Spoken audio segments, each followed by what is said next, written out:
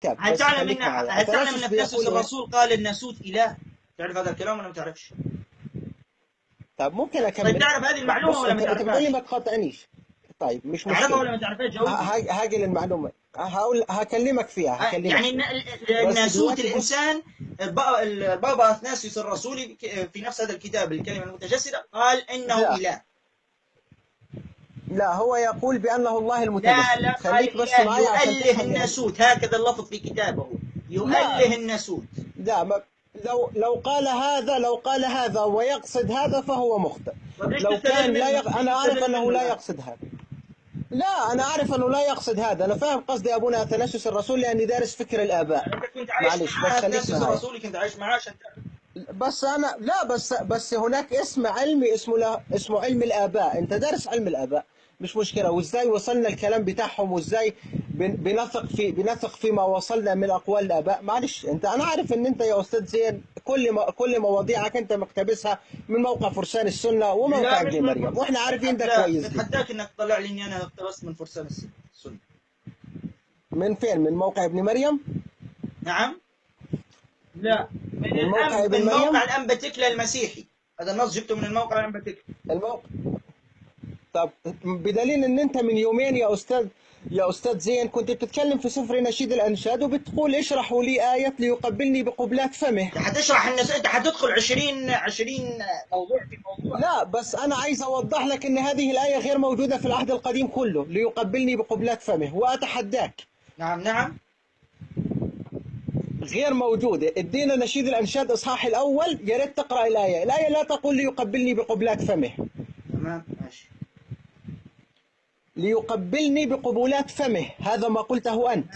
الكلام ده خطأ. هذا خطأ. طيب اقرأ الآية قدام الناس، وأتحداك أن بص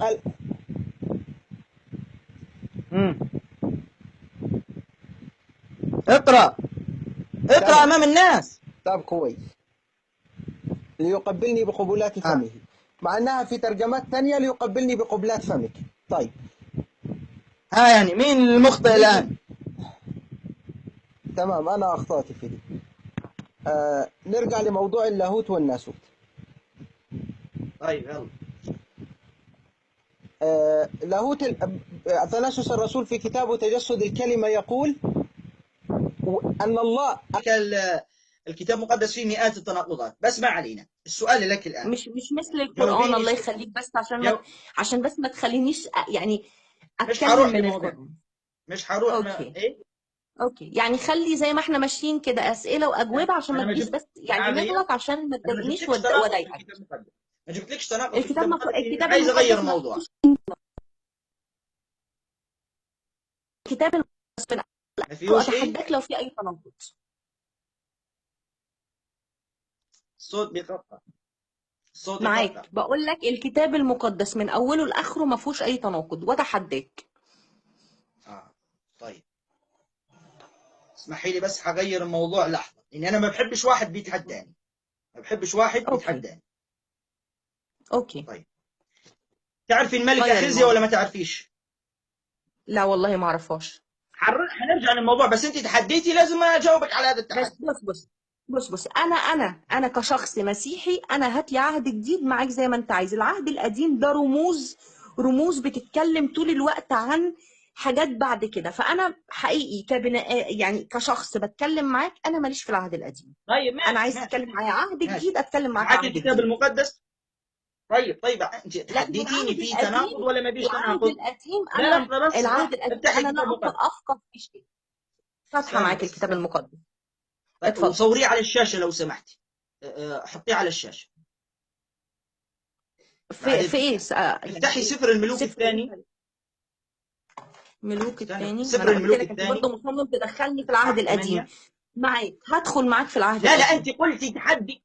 لا انت قلتي اعطيني، انا اتحداك طلع لي تناقض من الكتاب المقدس من اوله الى اخره، يعني العهد القديم والعهد الجديد. بس بعد انا اذنك قلت افتحي سفر لك الملوك كمان الثاني ثانيه اصحاح 8. واحده ثانيه واحده. بعد شيخ، اذنك. انا قلت لك كمان آه. انا لا افقه شيء في العهد القديم عشان معظمه رموز. بس لا ماشي ما معاك. ليش تتحدي معناته؟ ليش تتحدي ما معناته؟ هو انت انت بص يا قلتي شيخ، بص يا بتحداك شيخ، انت من جاي. اول الكتاب انت جاي بعد إذنك، لا لا لا لا لا لا لا، النقطة هذه ضروري، النقطة هذه ضروري.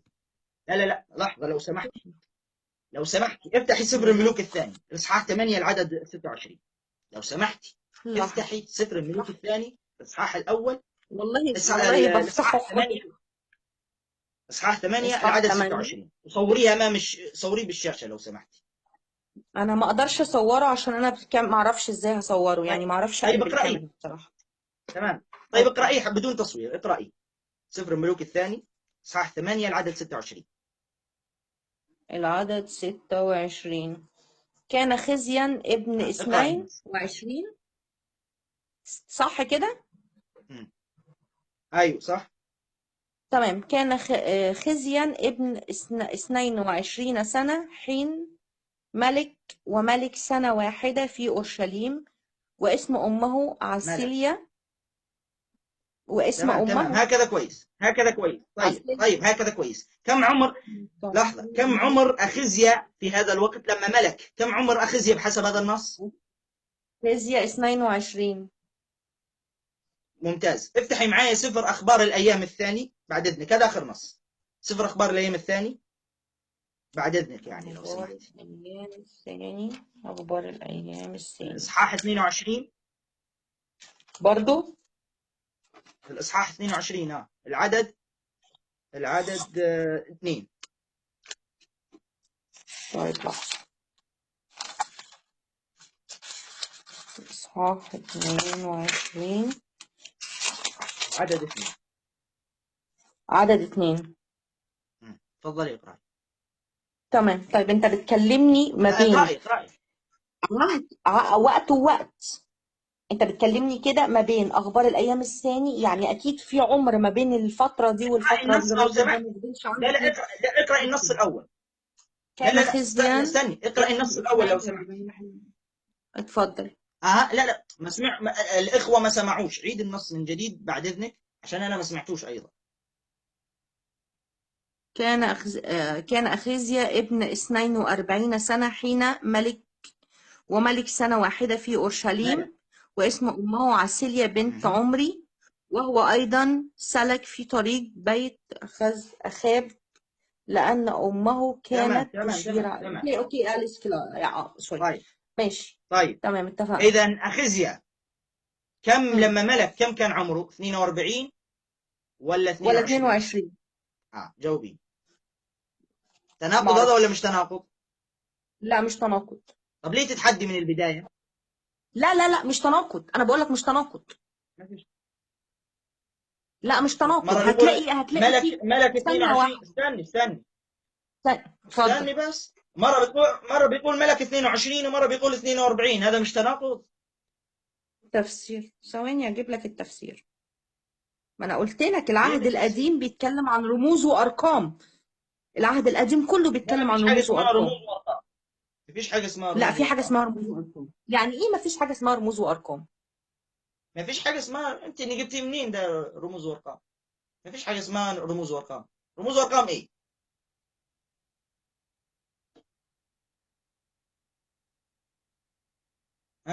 جيب التفسير يلا انا منتظرك. والله لو تجيبي مليون الف تفسير ما في واحد يستطيع ان يحل هذا التناقض. تحبي نرجع للموضوع الاول عشان ما تقوليش اني هربت، ولا تريدي ان لا لا لا لا، انا تحلي هكمل هذا معاك بس الرمز؟ طلع التفسير. مالك وش. الصوت مش واضح. لا معاك ثواني، انا بس بطلع التفسير. حابب تاخد حد تاني وانزل وارجع لك تاني اكون طلعت الفرق ما بين السنين. هل كان عمر خزي حين ملك 42 أم 2